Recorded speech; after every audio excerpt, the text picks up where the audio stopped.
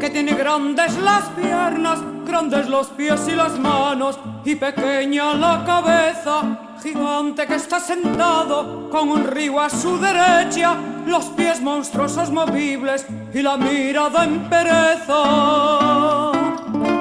En sus dos ojos mosaicos de colores se refleja las cúpulas y las luces de ciudades europeas.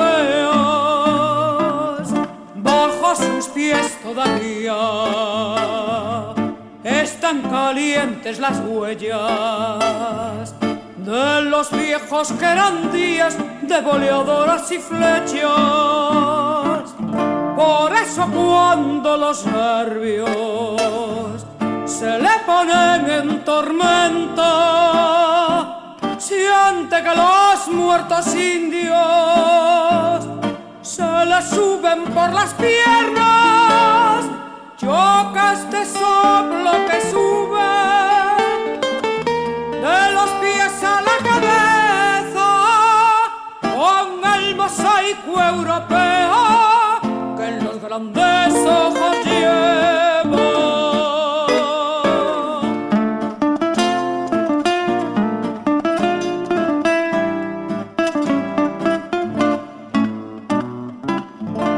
Entonces sus duras manos se crispan, vacilan, tiemblan a igual distancia tendidas de los pies a la cabeza. Sorda esta lucha por dentro, le están restando sus fuerzas, por eso sus ojos miran todavía con pereza.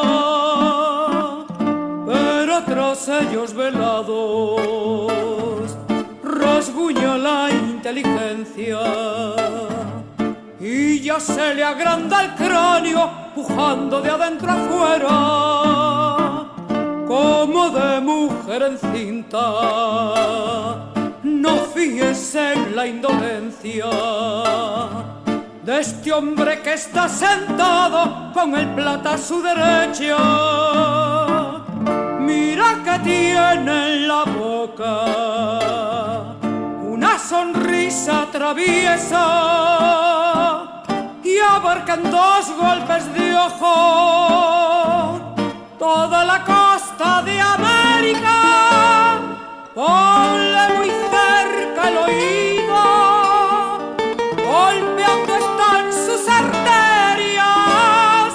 Ay, si algún día le crece